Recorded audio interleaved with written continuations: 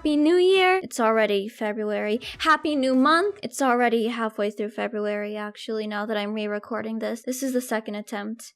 Thank you for your 80 song submissions. We got a lot of meme material, we've got lots of languages, you've got English, Spanish, Korean, Chinese, Italian, German, Russian, Ukrainian, French, Japanese, and Tagalog. We've got a lot of you guys' favorite songs of all time, all of which I really hope I would like, because I wouldn't want some YouTuber to diss my favorite song either. Sadly, only my opinions are relevant today. The most songs I've ever discussed in one video was 20, I think, and I haven't heard of most of these suggested ones before, so that's exciting. So fresh for my channel. I'm going to review all of these subscriber special song submissions the only way I know how. Here's some remastered tier transitions.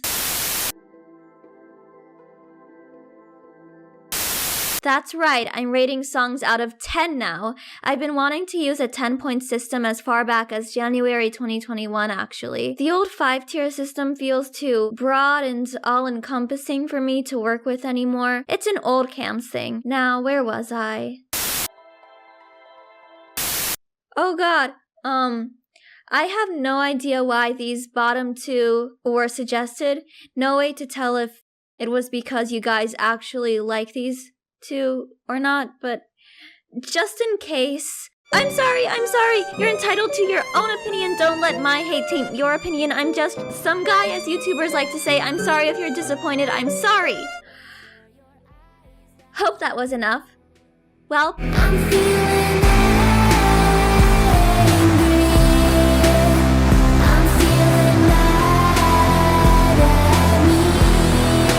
this is way too slow and sludgy and blown out for me personally to enjoy. The melody never even wants to resolve. What kind of sick torture is this actually? This feels like digging through hard, toxic, sad cement that'll sometimes spit acid into your ears. The lyrics could be as poetic as Shakespeare or Taylor Swift and I'd still file a restraining order.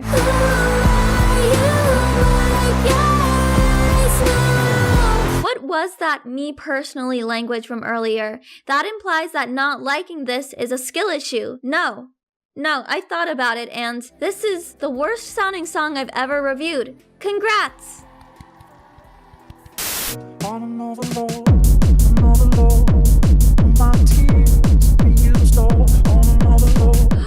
I actually kind of reviewed this one on a scrapped Luke's 99 Fall collab.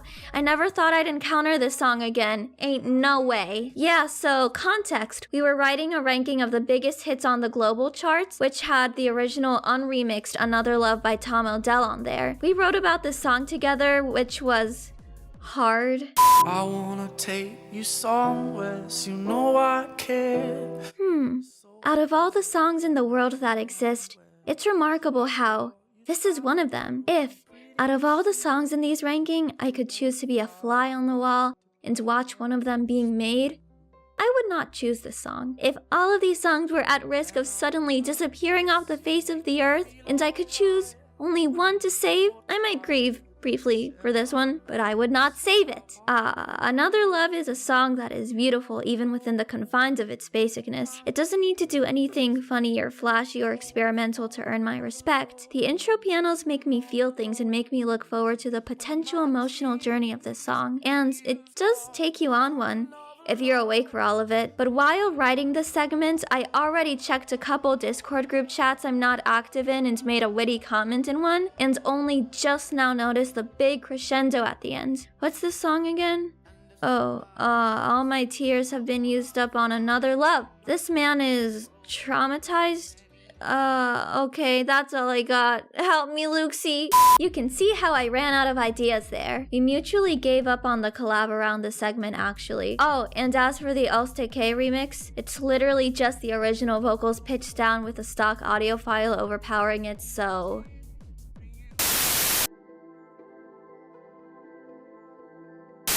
These next four, I know for a fact that you guys like, so... I'm sorry, I literally like Push and Pee and Fancy Like, so don't take my opinion seriously. Hope you're not mega disappointed. Thanks for watching, and I'm sorry. Anyway, haha, lol. You don't ever hit me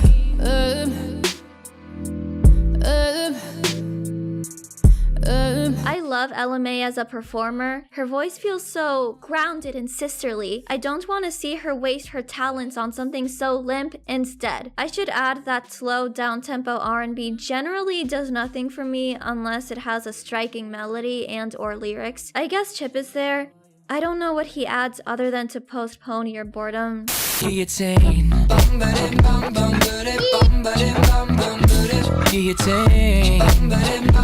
Even when I lose my head. The protagonist of this song is committed to not letting the lantern in your heart fade by taking secrets to the grave. So that means the song is about loyalty. And he may have bones in his closet, but she hangs stuff anyway. Wait, what? Random beat switch and baby noise. If she has nightmares, they dance on the bed. Okay, if this song was logical, that last line would go after the taking secrets to the grave line. If there wasn't that bones line in between, the lyrics would be building his loyal boyfriend points more effectively in time for the even if I lose my head thesis at the chorus. I don't think whoever wrote this song would score very well on the SAT sentence ordering questions. And for the record, this would be like 10 points higher if half the length. I can't get to number 76 without confessing. It challenged me as a critic, because when you encounter something that directly contrasts with your personality, your taste, a song that is the inverse of everything you are, like an unfamiliar shadow, it's a challenge to judge it objectively.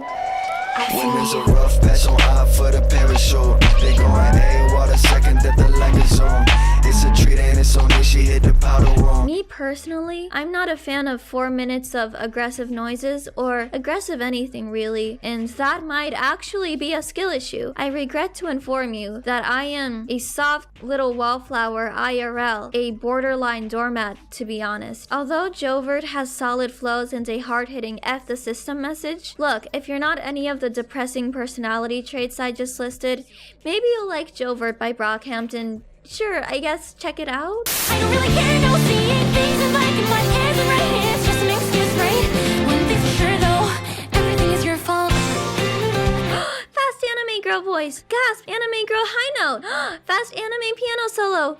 Too much nasal to understand without genius lyrics. I don't know. This feels like a song I'd write. So much overacting going a mile a minute. It's overwhelming, which you could argue is the point, but how do you take it seriously when turned up to 11? At that point, I'm listening to a mental breakdown, not one translated into music in an artful way. It feels more like overhearing ugly screaming and hyperventilating from your neighbor's daughter's room. Yeah, and Reichi's vocal performance also peaks at the beginning, sadly. Edit. This is an English cover by a VTuber. Why didn't I assume that earlier? That changes everything. That's why the lyrics sound so translated, detailed yet vague at the same time. I appreciate the vocal restraint in the original. She sounds soft and whole in a calming, reflecting state. Oh hey, I use that exact same mic in my old karaoke streams on Twitch. That really takes me back.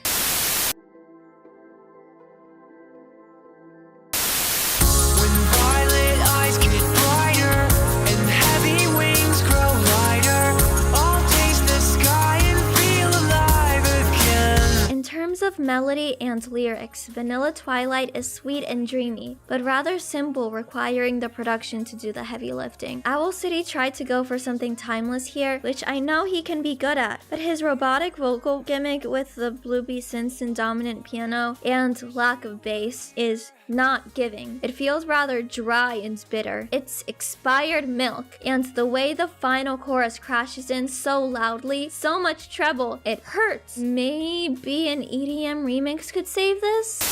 Yeah, I'm on my own.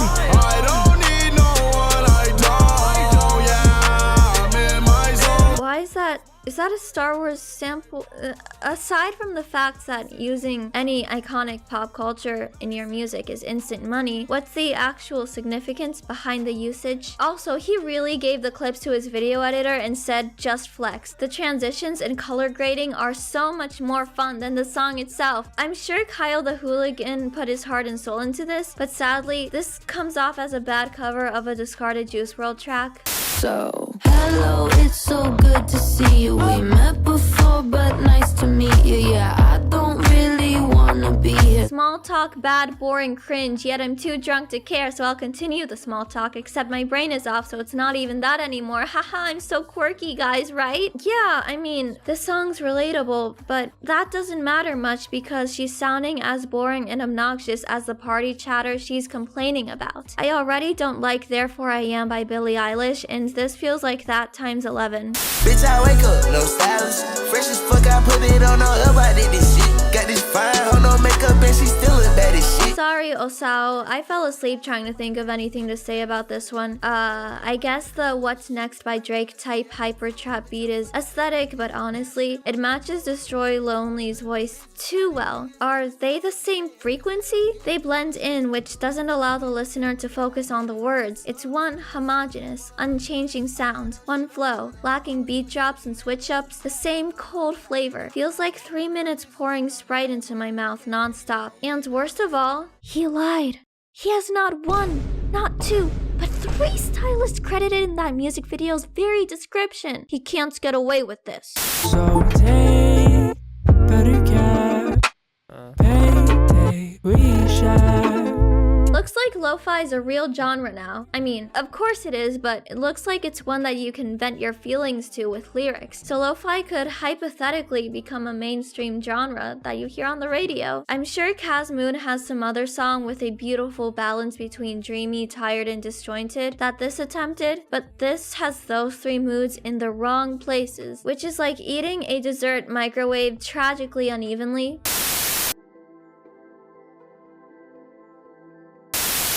Keep this up forever if you're trying to feel better. Take it up with someone else. You can call it to the throat or stop a heart like a roach. I'm just looking out for myself. For some reason, rock in 2010s cartoons has a certain sound to it. Lead guitar with a catchy riff, some stomps and claps. Baby's first rock, basically. And very simple themes that are laid out quite bluntly. This one in particular leaves zero room for interpretation, which is a problem in braggy songs, making them feel like all tell and no show, all hiss and no scratch.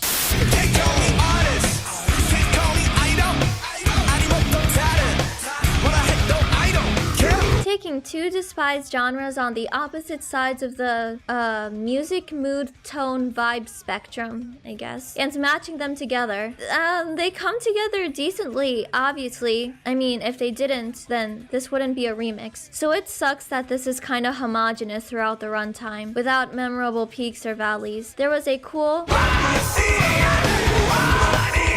moment, but then that transitioned into something else pretty jankily. This sure is a novelty. If I get persecuted for any of these reviews, it's probably going to be this one. I'm not sure if I've seen you before. You looked familiar when I saw you. What does a not totally blown out version of this sound like? I'm really curious if it's better or not. I'm sure it's intentional to enforce the mood she's conveying, but I doubt it was necessary. Besides that, I don't get why the detail of going out on Tuesdays is all that integral to the narrative. The writers must be really proud of that line though. The song starts on a Tuesday, and each chorus ends on a Tuesday. The potentially strong narrative getting all tangled up by overemphasized details really reminds me of my first draft of my college admissions essay. The going together like the gum on my shoes metaphor has potential, sure. I would have loved to see that expanded. Oh, wait, there's no room, because there's no bridge, and the rest of the chorus is reserved for they went out on a Tuesday. Ici tout le monde déraille. T'es 100 fois trop bonne. T'as bugué nos entrailles. This song, if it weren't for A, the beat just pausing in the middle of the chorus after, and B, the random high-pitched vocals on the title line. I thought the song was trying to make you feel like you're having dirty, hot, sexy sex. I want nothing to interrupt that. That lush, steamy, heavy instrumental that was in every 2014 to 2015 pop sex jam. I want to listen to Love Me Harder now.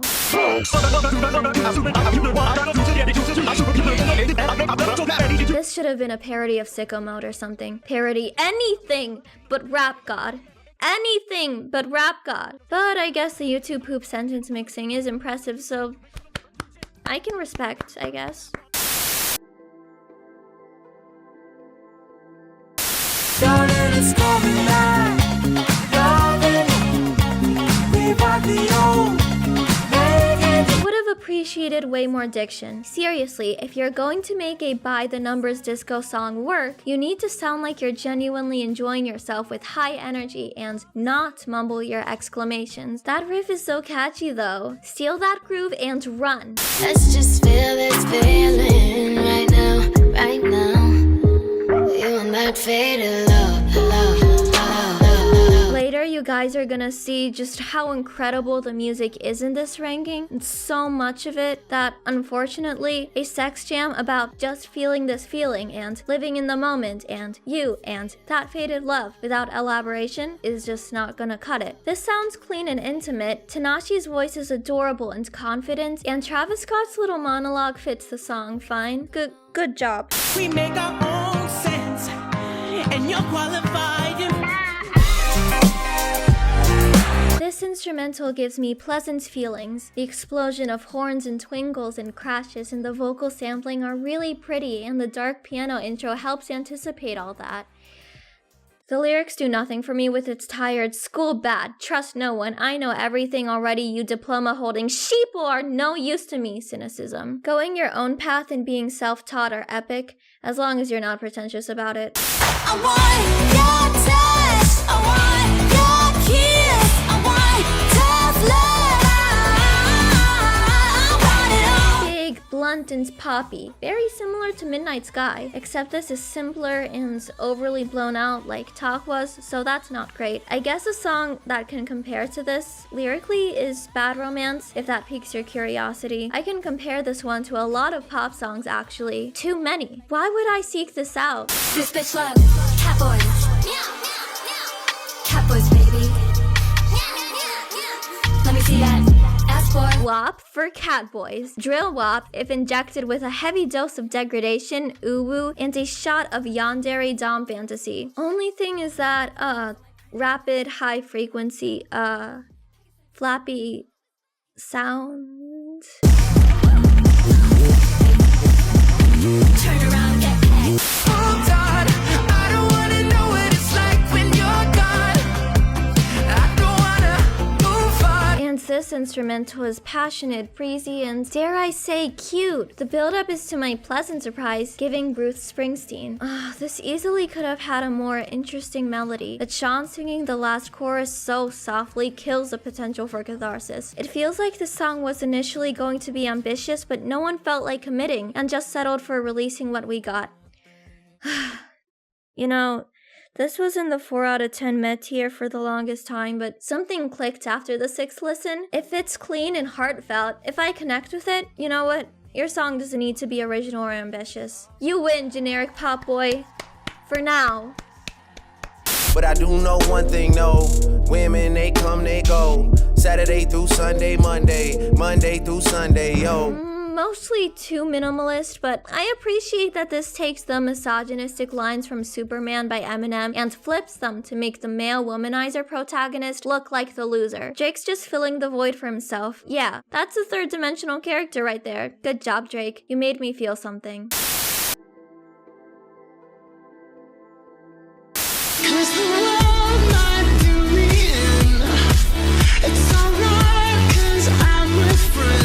Well, maybe you saw my opinion of this one a few months ago. I saw you rank this at number 1 on Luke's 2015 rank down, and I put it at 59, tanking it. I better explain myself. It's the mo-mo-mos in the chorus. They're so repetitive. They feel like they make up a fourth of the song. I am generally anti-filler, anti-overusing non-words like that. Unless, of course, that non-word is do do do do do do do do do do do. But to be honest, after re-listening a couple times, I realized this song had a ton of potential if it didn't drag on. This could have been a 1-minute banger instead of the 4 minutes and 19 seconds we got. I think this is one of my favorite moments in 2010's EDM. This time I might just disappear.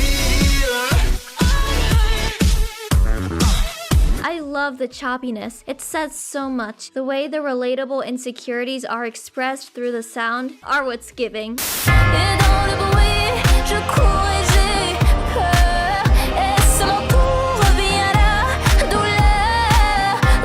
Small small serious intro with impatient strings, leading into a restrained melodramatic contempt. Then the chorus slapping you in the face with her passionate cries, then the bridge bringing the levels back down briefly, then she's suddenly singing her heart out again. This would have ranked way higher if it had smoother transitions. Vibratos for days, church bells and backing ensemble for days, drama for days, musical theater is what's giving. What is going on? I'm running out of love, but it's like I'm stuck. I just can't get enough.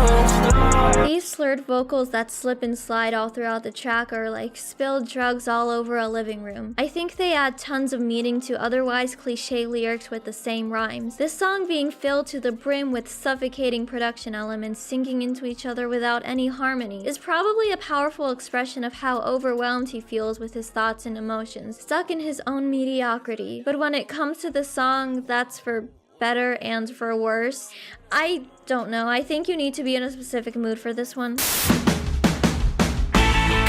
the part where I shut up and let you in. Press my brain, wrap your arms around my cortex. Ah yes, running jokes in songs. I assumed a sextant was a mechanical device used to simulate and or enhance the experience of sex, but it's really for finding longitude and latitude and stuff. In context, it's really clever. It's just that the instrumental pauses bring too much attention to the sextant. It's a bit cringe. Otherwise, I love how there's no filter at all here. All the jabs feel spouted in the moment, each adding intensity. And the whole double metaphor of being inside you for sex, but also being inside you like a parasite. You'll never leave because of the sex. It's the most toxic relationship with broken dreams and anxiety and cynicism and overworking and regret, and it hurts. But the instrumental is not what's giving. Imposter in my subscriber ranking? Amongst us? These sweet instincts ruin my life. I can't smell well, it's all the time. Okay, we're about to get into a more serious and long segment here. I know what the song's trying to be. Although some lines are awkwardly phrased and don't make sense, I really respect what Sydney Gish is going for, because this song as a whole resonates hard. I too am an artist questioning my competence all the time. Sometimes I feel too stupid to belong in spaces that I had fought to earn my place in. And even though you don't go out much and spend a lot of time in your head reflecting, or because you don't go out and spend too much time in your head reflecting, your insecurity just builds. You become so out of touch. You forget to fake it till you make it and embrace being the sickly, submissive peasant others can pity. If you weren't so hard on yourself, you became self-indulgent and detached, you could totally be as accomplished as everyone else. But no, instead you chose to Hand my legs to the feeding.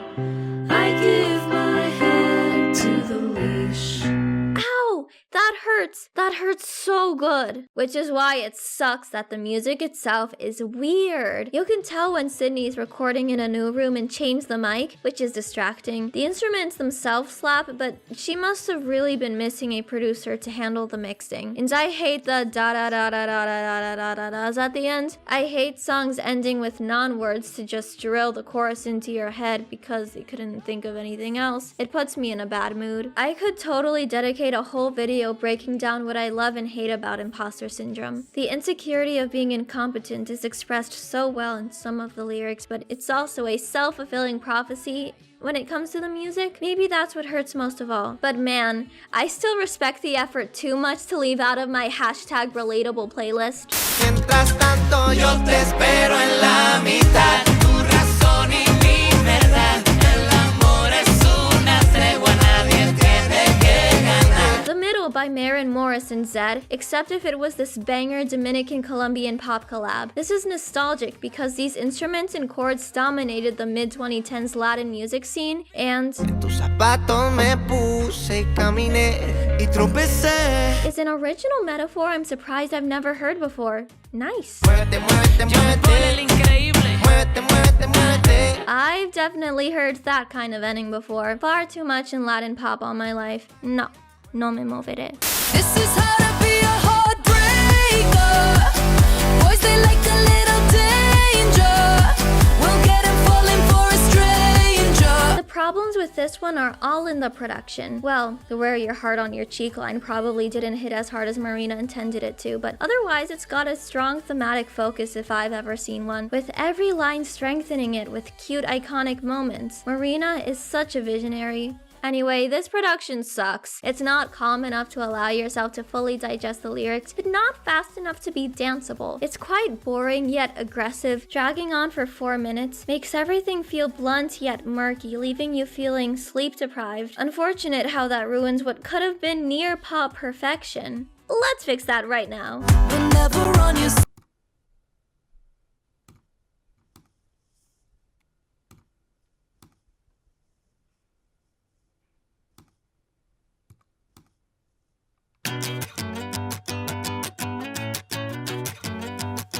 rule number 1.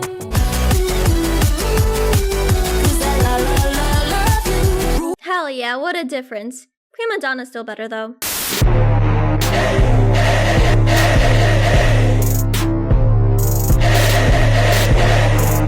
0% violence, 0% drugs, 0% swearing, 0% nudity, 100% A. This would be a couple tiers higher if it weren't for the random piano. It's not mixed very well. It's not what's giving. You ain't seen nothing like, hey, we'll find a way. Yeah, I once was feeling lost, but now I learned to shake it off. I say, whoa. That's one of the most epic song titles in this ranking. Despite how much the charts have been oversaturated with disco, despite all the disco I've already reviewed here, I haven't seen disco as electronically modernized as this yet, with the bloops and sparkly sounds and distorted choir at center stage. I'd imagine this all fits the aesthetic of Arknights well, with the game itself having a futuristic setting. I know it does. I went on Google Images. Anyway, while I refuse to touch gacha games with a 10-foot pole, this song's really thrilling. It's a fun surprise. Set this as your alarm clock, I think. Everything you want to know is all for you. It's all for you. Look, I'm gay too, but I'm not that much of a people pleaser. But despite this simple, borderline cartoonish devotion making all for you an uphill battle, I appreciate its soft, feel-good warmth. If you're a part of the girl in red crowd, check this one out, please. Oh, and the chorus is undeniable. It's got a melody I'm surprised I've never heard yet, with repetition done right. Yeah. What do you mean I got the title wrong? Your honey voice echoes in every noise, and I know this is just how it goes. What does that have to do with anything? I never knew manta rays were so big till I got high and had to Google it. She only mentions manta rays once though. She randomly switches the topic once at the beginning, and the rest of the song's complete devotion from there. The manta rays were barely relevant in the first place. What's the point? It's like if All I Want for Christmas Is You was named Who Cares About Presents. Pull up on your block, but we ain't playing Minecraft. Bitch, real cheesy like a box of some good craft. Hit her with some sandpaper, call that shit a rough draft. Pretty hot beat, not gonna lie. Or icy cold in terms of aesthetic. This beat sounds like a really blunt icicle, which is cool. The pieces to a hard-hitting build-up are clearly there. It just takes too long to get started, I think. But oh, once it does, it's fun. More rap should be like this. So unapologetically corny. I mean that in a good way. With every line poking fun at something, each one different yet connected somehow. It's a train of thoughts, organized chaos. And it might have the single most relatable line of all time. That ain't flow right, so I'm pulling up rhyme zone. Watching me how I move so aimless. I'm moving through mazes. Beating at my back, I got a skin condition. Bit too sensory overload for me, and H_MA is way too low in the mix, but I appreciate the aesthetic here. The adrenaline never stops flowing. The glitchcore is always there, but then enter the somber pianos, turning everything softer and more intimate. Then these fun synths and samples enter, and that's like the third act, and it's my favorite. And the choices you made to give every artist here a weird vocal effect is what's giving. Lost in the heat wave, but you came like the summer rain. The key change from verse to chorus is electrifying. They also chose a really cool metaphor which I'm surprised I've never seen before. When it's scorching and humid and you're tired, summer rain is just the thing to soothe your senses and clean your soul, and it's so satisfying you start getting horny. How much I love you, do you think? One woman can take.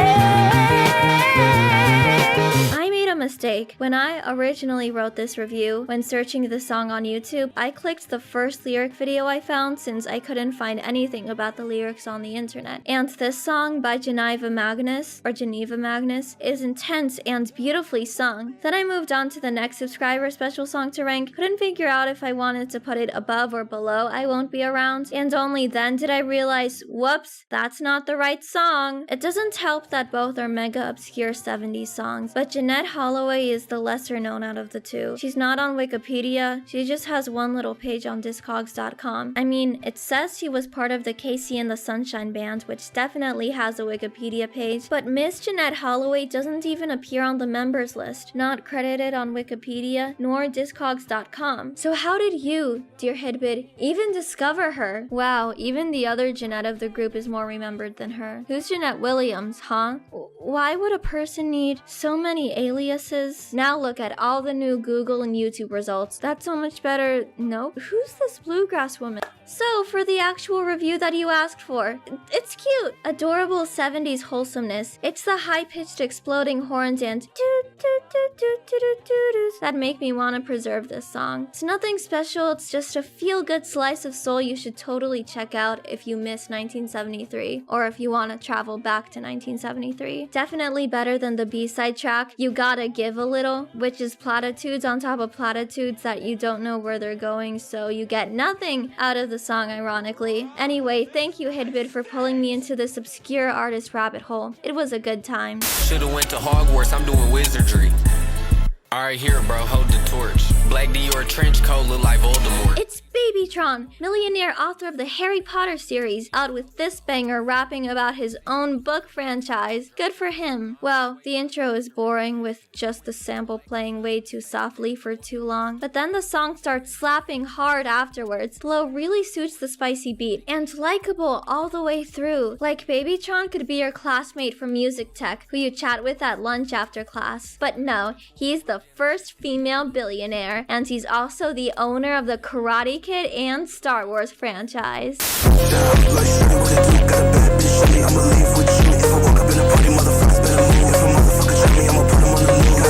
This song smells like a new car smell. I don't know why. If you love the way this hits, all quick and crunchy, I'd like to inform you that this is a genre you may not have heard of called drift funk. That's funk with a PH. I hope this video sends someone down a new musical rabbit hole.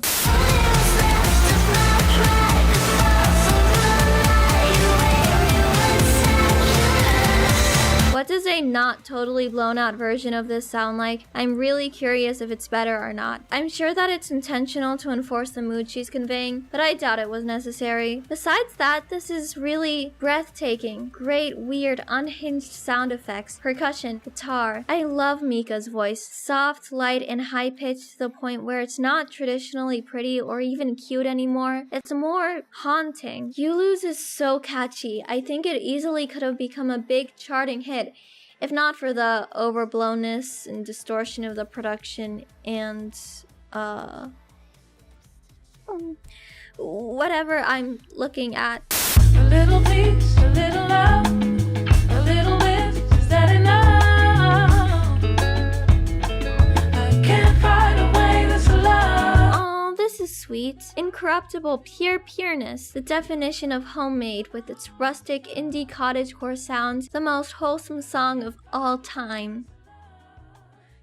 I can't stand this. I can't stand this level of wholesomeness at all half the time. But good for you. Trouble is a friend, but trouble is a foe. Oh, oh. This piano intro sounds so much like Dernière danse. from before. Anyway, it would be nice if she elaborated on the trouble itself, because after the chorus, trouble no longer feels like a real word. Trouble sees you when you're sleeping and knows when you're awake. Cool, but give me specific examples. Drugs? Exes? Death? But that's my only gripe. It's beautiful and cleanly produced and sweetly sung, and where does she get these melodies? And she didn't need to add more flavor with the random trumpets, but she did, and I love it. Pushing lies, killers immortalized. We got arms, but won't reach for the skies. Waiting for the Lord to rise. I look into my daughter's eyes. How often do you see bass guitars get the spotlight? And how often do you see them duet with 8-bit sounds? I would watch this with the music video, because not only does it get the enjoy life message out there effectively, but the extras in it actually complete the song themselves. Their dialogue at the end elaborate on the message. It's a cherry on top of an otherwise cute and inspiring little album track.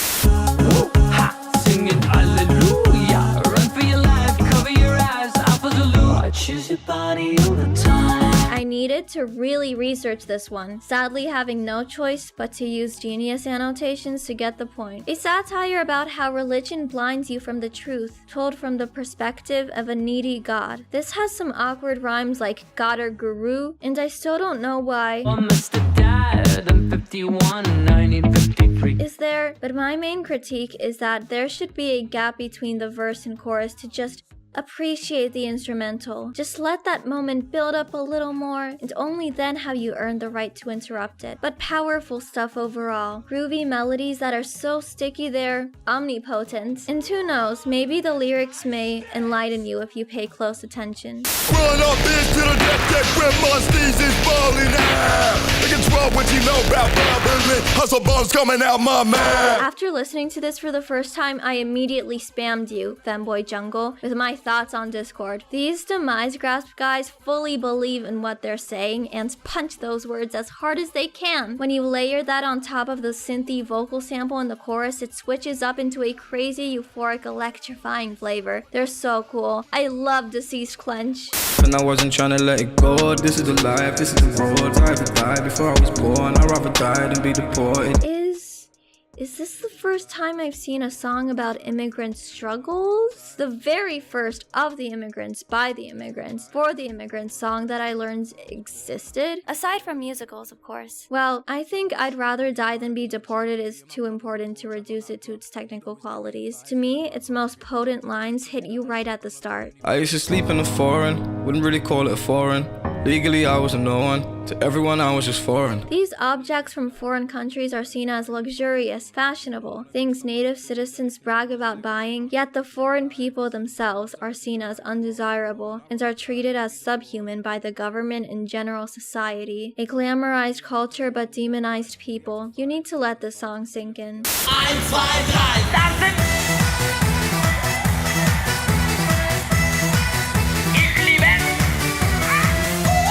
As I write this, it's October 16th, 2022, and I'm reviewing music from a country currently fighting against invasion, being terrorized in total war. Dancing Lasha Tumbai is really fun, and accordions should go hard like this more often. Not much else to say, but I'd rather give backgrounds about this drag queen, Verka Serduka, who is an actor, comedian, and singer, and represented Ukraine in Eurovision 2007 and won second place. Years later, Verka played this banger again, featured in Spy 2015, if you remember that. Some woman picks a fight with the backup crew, and yet Verka Serduka keeps going as bouncy as ever. Love that. Verka is very active on Instagram, by the way. Doing alright, seems very authentic while keeping things lighthearted and silly. Never change. And I'm dying just to know what you are thinking, but I know the consequences won't be minor if I ask. If I don't know, then I can just keep on pretending that it's fine. If I inquire, there's no way to take it back. Congratulations, Rejection-Sensitive Dysphoria. You are the first song I've ever reviewed to make me cry. Well, kind of. I cried after learning about actual RSD, a condition with links to ADHD where you constantly worry about what others think of you, taking constructive criticism to heart before being able to look at it rationally and objectively. But still, I was already crying on the inside listening to this song, feeling invisible, wishing I could know people's honest opinions of me while well aware the truth could easily tear me apart beyond repair. This song is like a sugar rush mental breakdown frenzy. You really gotta be in the right moment to fully experience it, although I think it's a little too short to take off the way I wish it did. Oh, and I want that room. That is the Camz aesthetic right there. I can feel the love, can you feel it too?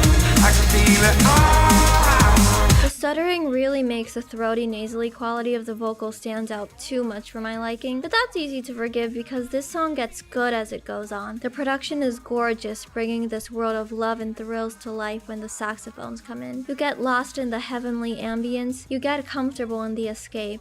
I'm feeling you. I'm feeling you.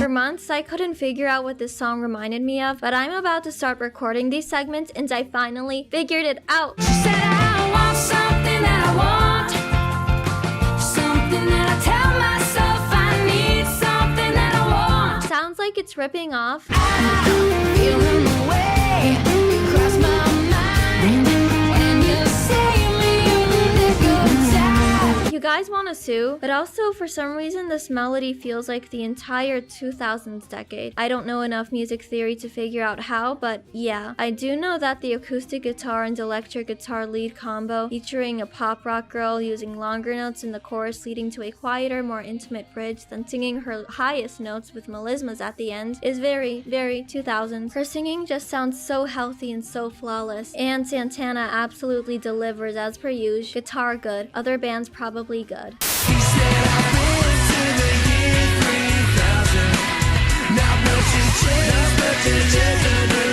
Was this song based off of a cartoon episode? I know it was based off of Back to the Future, but is there something else? If not, someone should make a cartoon episode based on this. Year 3000 is just that colorful and endearing. This music video would slap if remastered, but the only high quality video we got is the Jonas Brothers cover. This cover slaps too, but the bowdlerized lyric changes are inconsistent. Replace triple-breasted woman with hair like Star Wars. Okay, sure, but replace outsold Michael Jackson with outsold Kelly Clarkson? Going out of your way to take a jab at Kelly Clarkson. In 2006, did you think she was on her way to become a greater legend than him? Lol.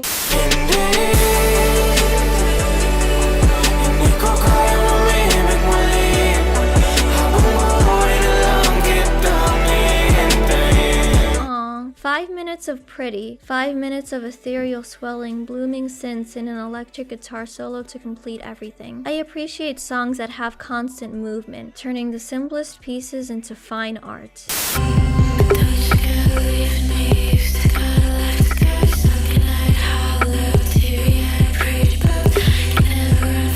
I agree with your review in the comments, Benty. You worded it so well. The song is so comforting. The stillness of the production keeps you safe from getting swallowed in your darkness, like a hug from a wise, honest, yet kind older sibling. The twinkles and soft pleads, like you're in your happy place. The demons destroying your mental health break down into little sounds that can't hurt you, then rebuild themselves into a lovely, angelic symphony. The ugly and beauty here stem from the same pieces that make up you, all a matter of perspective. And there's those nostalgic video game start button noises here too. So it's the biggest shame that the second half of this song falls off so hard. Steal that instrumental at the beginning, put it on loop forever, and run! Tell me what you hate about me. Whatever it is, I'm sorry. Congrats, John Bellion, for being the only artist to appear twice in this ranking. That's a testament to the crazy variety of sounds, genres, and styles I get to explore here. Thanks to you guys. Gotta hand it to you. Alright, now I didn't care about Good Things Fall Apart much before because I truly didn't get it. Felt like overused late 2010s production tropes with the insufferable whiny protagonist singing high notes with a high-pitched sample drop that just adds an unnecessary alien quality. It felt blotchy and confused, but that was how I felt at the time. It's 2023 and the 2019 pop sound is, sadly, on the verge of becoming nostalgic. I found that the production here is actually beautiful, especially with with how each verse is so distinct, yet they transition into each other so seamlessly. The song starts with a foundation of acoustic guitars, that's your exposition, then enters the percussion, creating a tense and gritty atmosphere. That's your rising action. The pre-chorus feels like an out-of-body experience. Love the softly layered vocoding. Intimate, ethereal moments like those in songs are the equivalent of delivering a monologue in a tiny black box theater. At this point, if you were paying attention to the lyrics, you're definitely invested in the protagonist. You need to. The song all depends on how much you care and or relate to this guy, or else it won't work. But unless a song is my favorite of all time, I can't talk about it for this long without finding something negative to say. You're used to it at this point. That's just how I roll. This one's problem is that this could have done with less yeahs and whoas and filler words like that. Kill some of the impact the chorus could have had. And a bridge that builds on the heartbreak, approaching it from a new level and going harder than ever, would have been appreciated. It would have brought the song to a higher level. But yeah, more like good things fall apart. And it goes la-di-da-di-da-di-da-di-da-di-da-o. La-di-da-di, where did all the good times go? The one thing about this song that isn't excellent is how the lyrics are so disconnected, with lines failing to follow the potential narrative the previous one set up. It's a Frankenstein's monster kind of a song. A very endearing, dynamic, groovy Frankenstein's monster. I love vaporwave like this. It takes the best element from 70s music, all the little twinkles and pops and tiny strums and arpeggios that are all so full of life. They create this instrumental ecosystem. Every time I revisit his channel, Bill Wirtz becomes more and more of an idol for me. He's brilliant at everything: animating, editing, writing, playing instruments, producing, singing, and giving everything he does his own brand. No one can mistake his DIY neon vaporwave surrealism for any other artist or YouTuber or anyone in the history of the world. And history of the world, I guess, is still one of the top 10 best videos on this site.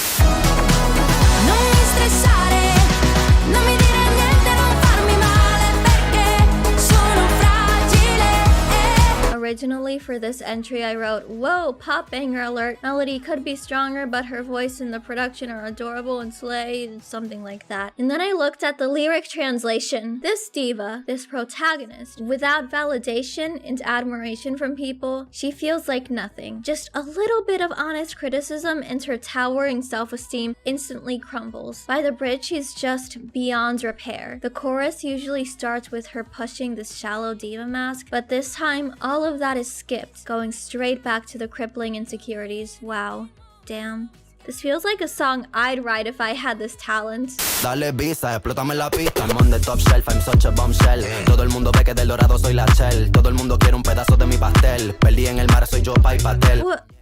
Cute! I guess is cool too for producing the most complimentary, appropriate beat possible for Her Majesty, Villano Antillano. This song sounds so effortless with the right amount of bell clanging and echoed claps and swimming bass, creating this fascinating atmosphere. Then the boom ba doom booms come in and it's giving early 2010s club jams. Except instead of the beat getting faster like those club jams usually do, the beat slows down, allowing you to recover from the non-stop slay. To be honest, this song wouldn't be this high up if I just listened to it on Spotify. Villano's sharp gestures in the video are truly what make the song for me. Simple visuals elevating the song through excellent color grading, angles, cuts, speeding up and down, and most of all, charm and cheekbones. How did we come to this? No way. A musical theater song. First time reviewing one on this channel. How Did We Come to This is just the most crushing, ironic bamboozle of a closer. I admittedly had to Wikipedia the Wild Party. It looks like it's mostly a fun, hilarious, upbeat, and light kind of satire until the chaotic hedonism spirals out of control and suddenly the leading lady's abandoned on the ground, dumbfounded, dress torn and makeup smeared, feeling all stripped away with nothing left in her but a ballad. To withdraw and reflect on the consequences of her actions.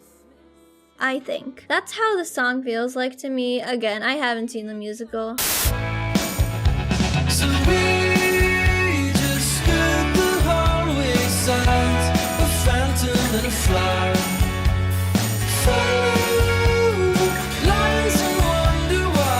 I'm gonna need to check out Genius lyrics, but this song feels like drifting through other people's lives, an adventure, a field trip, pondering and wonderstruck, especially with that warm key change in the chorus. So if this song is actually about something dark and or deep and I missed that, can you blame me? You can probably blame me, to be honest. Edit. I checked the Genius annotations, and the narrative about lesbians struggling to reconcile their identity with religious morals, ashamed and alienated in their small town, is cool, but as a lesbian, how am I supposed to get all that from these layers and layers and layers of disconnected metaphors beyond comprehension? It's like Google translating something to hell and back. Though I did feel like it was a skill issue on my part for not understanding anything, my big brain poet novelist friends also disliked the lyrics. Quote, being incomprehensible does not mean it's good. It feels like they're just cheating their way to being deep or something. I mean, still sounds extremely jammin' though. My birds of a kind, and more are looking like centurions in any little messiah. See, this is how you do crazy, ominous, all over the place metaphors. You don't need Genius annotations to get them. I guess you might Google what House of Augustus, Passerine, Centurion means if you don't know, but songs that do these difficult metaphors right are pretty special. The message is just deep enough for anyone to be able to reach it with effort. The meaning will click upon a few re-listens. Once you got those corner pieces down, the puzzle will just suddenly join together all at once. So I think Phantom Limb has a slightly better instrumental than Passerine. Passerine falls just short of 9 out of 10 for me because it feels like it's always on the brink of taking off but hesitates to. Like, those are some badass chords and the kicks just so powerful, sends shivers down my spine. But by the outro, the instruments build up too slowly and leave too much negative space to ever feel complete. In the last 4 measures, the violins are louder, but the percussion isn't present enough, and then the song just ends. I can't shake that feeling of unsatisfaction whenever I listen to it, but hey, my nitpicks with how the song ends implies that the first minute and a half are actual perfection, so... Super Idol 的笑容都没你的甜，8月正午的阳光都没你耀眼，热爱105度的你。 All the YouTube comments are talking about gaining social credits. I don't get it. Let's see what rabbit hole we're working with here. A few moments later. Okay, so this whole thing started from a 2021 TikTok of Tianya Ming singing this cute jingle to spread buzz about the latest and greatest new invention that will make their panties wet and wallets cry. Distilled water. And the thing is, the lyrics give such odd, specific compliments that are sweeter than 99% of what I see in American love songs. And Tianya Ming is wholeheartedly beaming with joy every time I see him. Have I ever seen someone so thoroughly happy for a full 15 seconds? No. No, that's simply not possible for most people, which is why we must protect this man in the super idol water he blessed us with. He has a beautiful voice also, definitely worth checking out his other projects. But you know what really gets me wet? A delectable B-flat melody. Yes! Oh, and I'm probably gonna make a cover of this like a true VTuber would.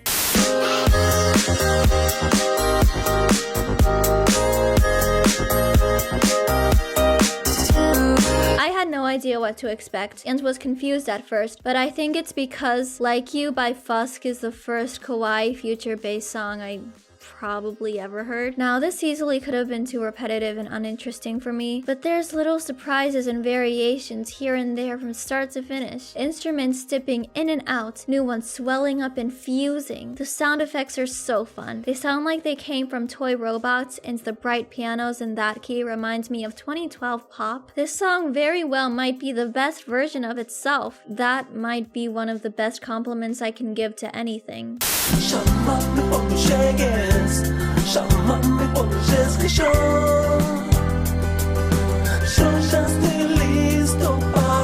It borrows from a part of the 70s we rarely see, the chill funk and sweeping violins that are criminally underused in throwbacks. But even better, there's this iconic synth solo that every song ever written wishes it had.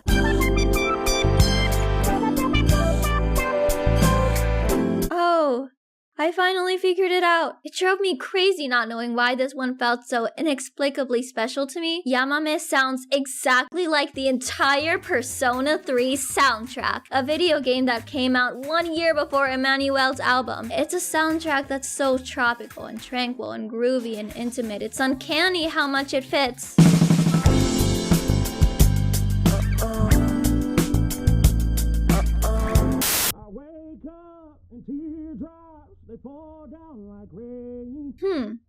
I'm not gonna spoil this one. Rascal sets out what it intends to do exceptionally well, with moving pianos, and it's just unironically inspiring. Can't fight who? This is the most wholesome song of all time.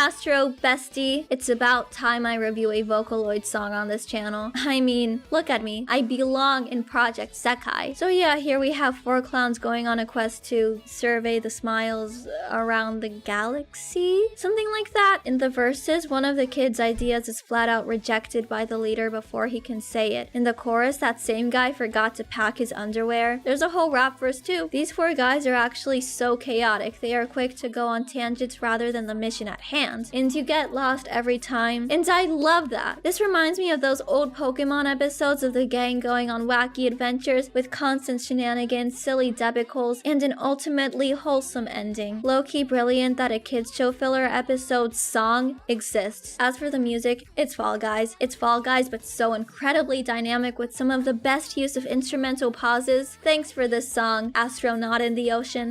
Don't go, tell me the lights won't change.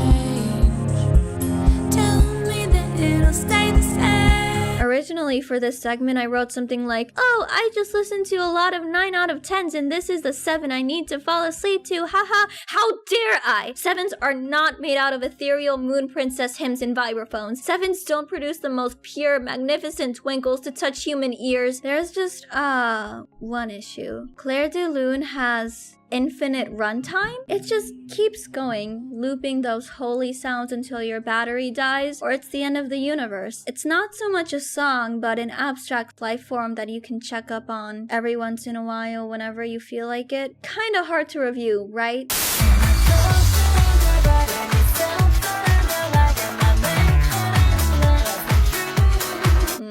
Put this in my mouth. Let me devour the song's sweetness however it physically manifests. This is the definition of ear candy. Wow, that album art is very much the Frutiger Aero aesthetic. Late 2000s, definitely up. I want to make an album and sample symmetry so bad. Oh, I finally figured it out. It drove me crazy not knowing why this one felt so inexplicably special to me. Symmetry sounds exactly like the entire Persona 4 soundtrack, a video game that came out 1 year after Free Tembo's album. It's a soundtrack that's hella sunny and bouncy and bittersweet and adorable. It's uncanny how much it fits.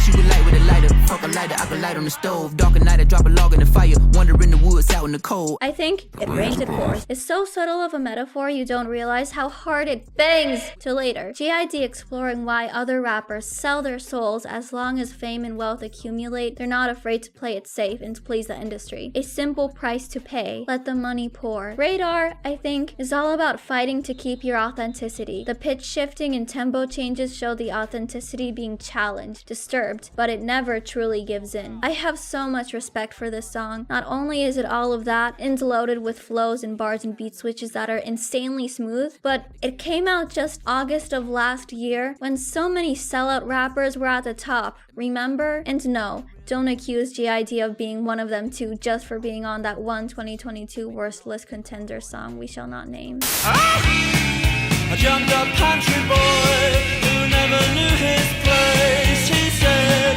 return the ring. Is this the first 80s song I'm reviewing on my channel? Jesus Christ. Well, I think you gotta listen to the song a couple of times to get it. Mr. The Smith's voice is an acquired taste, with the odd throaty vibrato and yelps, but once you stare at the written lyrics for a bit, then go play video games you haven't touched for a year with a sibling, then come back and listen again, it all makes sense. The raw, awkward flamboyance that overstays its welcome just makes sense. It's pretty please inject those B major chords into my blood flow now and until the end of time. When you feel hopeless and homeless and lost in the haze of the wine. You just have to see her, you just have to see her, you just have to see her, you just have to see her, you just have to see her. This is my favorite kind of songwriting. The premise is simple if you think about it, but because of the similar sentence structure, also known as parallelism, the lyrics ground you so easily. It moves quickly while being easy to follow, and as the emotions get higher and the parallelism breaks, the choice of words go from objective description to bold imagery. And of course, the repetition at the end breaks me. It's so effective. I know these airborne toxic event guys know what they're doing.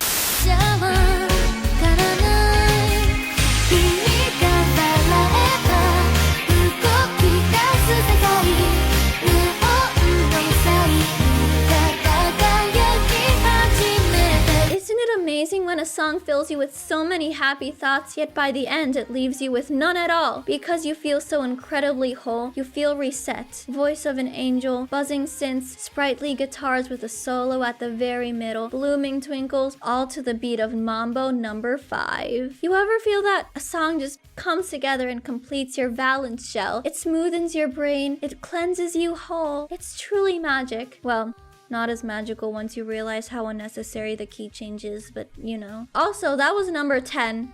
We're in the top 10, baby. And they sent me away to teach me how to be sensible, logical, oh, responsible, practical. There's that Dev Niel Dance Trouble is a Friend piano intro again. Bro, as an INFP, I immediately resonated with what the logical song is all about. The push and pull between following your heart, embracing your meaning of life to enjoy the things you love, versus actually behaving as a rational, functional member of society. A cold cog in the machine who compromises their authenticity for survival. Life isn't that black and white. You can still be in the middle where you have a great life outside of your boring ass information technology job, but it's not that ideal. Why can't my future be artful, joyous, and painless? The outro is this indecisive saxophone mental breakdown. So that's the logical song. Very strong first commenter submission. Thanks, Positivity Master. You want to know how to rhyme, you better learn how to add. It's mathematics. Mighty most deaf. It's simple mathematics. Check it out. I'll revolve around science. Lyrics feel like a train of thought following this faint trail of numerology across great distances and spiraling back to where you started with this monster of a thesis statement. A thesis statement saying that it is the duty of MCs to tell the world like it is, but in order to see and share that reality, they need to learn basic principles. It's all groovy and glorious. I consistently enjoy all the 90s alt hip-hop my friends send me, and yet rarely ever look beyond the song into the actual artists and their discographies. That really needs to change. I am sitting in the morning at the diner on the corner. I am waiting at the counter for the man to pour the coffee. Okay, this one means a lot to me, story time. When I first heard this song from my alarm clock radio, February 2020, I remember my mind was somewhere in between dreaming and being awake. Then, my breaths instantly synced with the rhythm. Each line felt like an element of the periodic table entering the orbit, only for them to fuse at the end of each verse. These grayscale pieces paradoxically creating rainbows in my head. I'm not exaggerating. Actually, at the time, I felt like the song was some deep indie critique of capitalism. I had to know the name of it right away. I asked my friends on Discord, and I tried to explain the song like this, and I quote, "And there's one verse that says something along the lines of, but this is probably super off. I saw someone out the window staring at their own reflection, and I tried to ignore it. Plus, I think the song references climate change and the world spiraling into heck. It's really catchy, and the singer, girl, has a really lovely, soft, raspy, cute voice. Wait, Billie Eilish has a new song. I wonder if that's her. Nope. I don't know how I got all of that either, but I don't want to dismiss that, to put it bluntly, transcendental experience I had back then. I don't care if it's not that deep, bro. Tom's Diner's simplicity is what makes it special. With a remix that keeps her voice intimate and center stage, with blunt drums that paces her perfectly, and a melody that builds up and completes each thought. It's all perfect parallelism. It's the most lyric-centered a song can get. I think it's the most well-known lyric-centered song there is, and I don't mean a song that's known for its good lyrics. A song where the lyrics truly take the lead and every other sound is simply ensemble. Today, my interpretation of Tom's Diner is that it's about the mediocrity of daily life and how you disconnect from it. Too numb to chase something greater, having a shell for a soul who just gets by and observes. And that interpretation can totally change tomorrow. Lyrics can be left up for any interpretation, to be honest, which I love. I love that about music criticism. So, what's your interpretation of Tom's Diner? Please, let your imagination run wild and leave it in the comments. How's it feel to be at the center of magic, to linger in tones and words? Oh god, is it a rush, until you start to linger on every word, frustrated that you can't find the most fitting phrasing, rhythm, or melody to truly satisfy the emotion you're expressing. So it has all become a great knot again, feeling powerless to untie it. The magic is a fleeting moment for me, sadly. Sorry, skill issue. I wish to more consistently feel this creative euphoria that Japanese breakfast captures so divinely here. Makes you feel like you're a benevolent god flying above the realm of reality, creating stars and rainbows out of your darkness to make it all palatable for your human friends. Wait, what? How you have to finish the hat. How you watch the rest of the world from a window while you finish the hat. Creating art, devoting yourself towards your greatest love, the outside world fading into the background, the isolation artists intentionally put themselves through, too fixated on their precious details to see their relationships slipping away, the people they thought they loved but forgot exist, too absorbed, self-absorbed in their art, refusing to hurry up for others, only able to finish when you feel like it, then feeling entitled that the outside world you ignored must respond to your art. It's all about yourself versus the world, but it's never about your friends, families, or partners.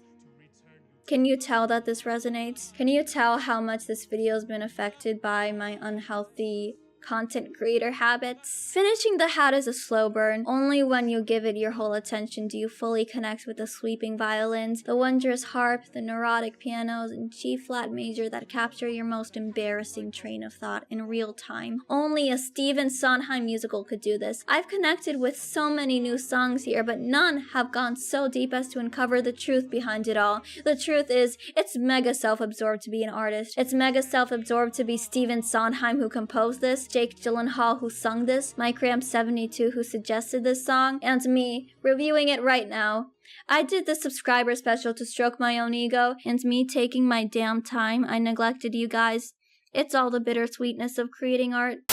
And now the next song. Here's the review I wrote after just listening to the album version on Spotify.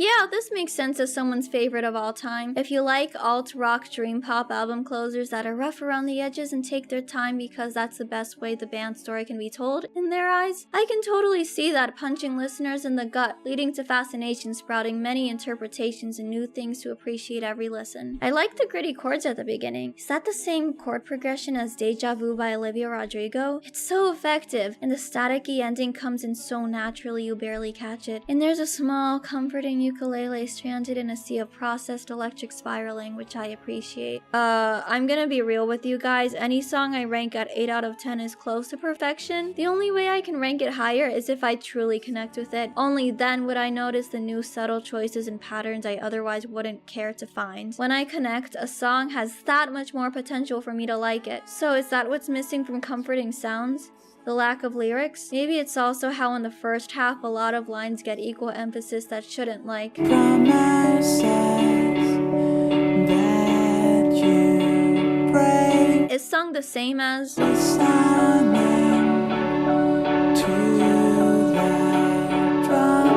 maybe the the composition is too simple for me. Maybe I'm too simple, skill issue. And now, here's my comforting sounds review after watching the fan-made music video.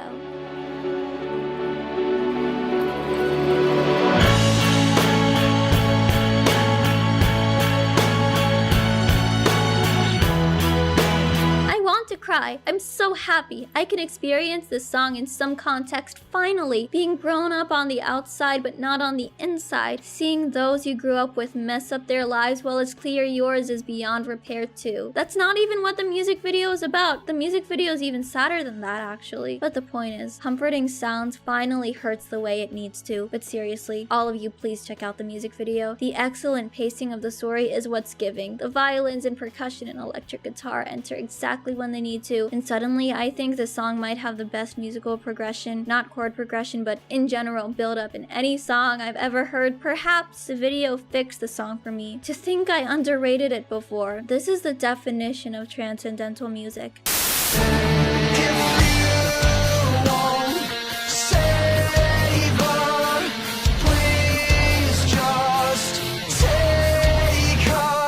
More people need to be talking about this one, from the imagery establishing the setting to the pedal metaphor to the return to the imagery. It's heartbreaking. God Went North is a song that never stops moving. It starts off slowly and chilly at the beginning, shout out to the bells. Then it has a climax you're going to have to experience for yourself. I'm not gonna ruin it for you. After that, the song loops back around in parallel fashion, dying a slow, chilly death and a final gasp. God Went North has a whole exposition, rising action, climax, falling action, and resolution. Maybe more songs need those. More songs should strive to include a whole plot pyramid, no matter how subtly. Yeah, thanks for bringing this one to my attention. Baby, baby, whether you hollow, baby, whether you hollow, you got to tip on the tightrope. Now let me see you do the tightrope. This song feels like a magnum opus. I assume that's what it was, so I put in the effort to look into Janelle Monáe, but found it was her first breakout hit on her first studio album. Put this absolute bop on my best hits of 2010 list at #1. Oh, it only charted in Belgium? But at least it's got 28 million YouTube views now. Historical revisionism. You know, songs like these centered around a grand metaphor about life, the simplest concept with the grandest execution, even a whole dance section. These songs are for the people. It's so likable and populist. Its status as an all-time classic is nigh. But for real, the dance break is crazy fun and extremely theater kid. Tightrope is meant to be a closing number in a musical, like You Can't Stop the Beat from Hairspray, or even Bikini Bottom Day from SpongeBob the Musical. And of course, Janelle Monáe is the lead of her show. Wait, hey, she was a musical theater major at AMDA? OMG, AMDA sent me an application fee waiver to apply. I've been spending these last few months applying to be a musical theater major at colleges, teehee.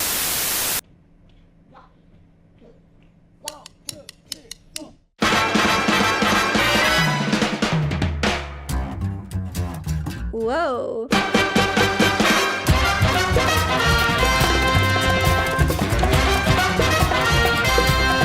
So, out of the 80 songs in this ranking, I only recognized 3. This one was already in my liked songs on Spotify before this. Back when all I listened to was anime openings and Persona video game music, back in 2018, before I dove into this whole YouTube pop review rabbit hole that changed my life. This was back when I thought all pop music was corny, cliche, cringe, western garbage that was all the same. I know, character development. Now that I'm no longer as pretentious, I think I have finally earned the right to listen to good anime openings again. Tank was the suggested song immediately above God Went North, so I just finished writing about that one. But then the opening to Cowboy Bebop being right after, I didn't expect it to keep up with the new bar set at all. All those brass instruments barging in felt like a slap in the face, being hit by a bus, by a train. I was not a clown, but an entire circus for going in unprepared for this insane ride. An insane, delectable, spicy, action-packed, big band Latin jazz fusion of the ages. This is the type of music composition to sound so awesome just the way it is. No words could possibly communicate it. No words could ever quite feel right. No lyrics could match the command of the trombone, the bombast of the trumpets, the stylishness of the saxophone, the rapture of the drums. And people say the music of a show's opening makes them want to watch it, right? Well, can those said openings they think of establish an entire world and a million different emotions fading back and forth within their tiny time frames? Tank makes me feel like I'm on a mission, a big duty. Oh no, monsters! In the government? They're out to catch me. Whew, I dodged them. Just in time. Now my resolve is bigger than ever. The great power I have encountered, the great responsibility I face. There's the treasure! I'm about to save my boys. The light at the end of the tunnel. And scene!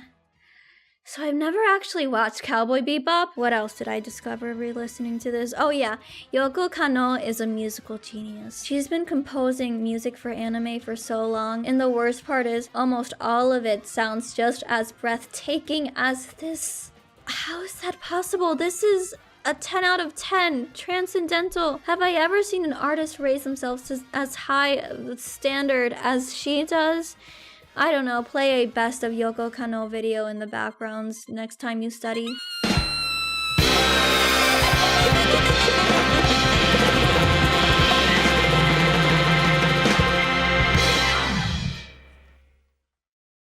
Wow, it's been a year since I hit 500 subscribers. Hope you guys enjoyed.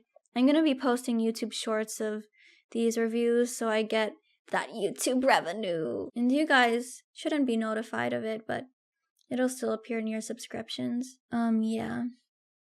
Camz loves you. And next up, I wanna keep branching out, and I have something very different up next. Something very theater kid. Yeah. And thank you, Lukes, for editing this video. Cue that monkey outro.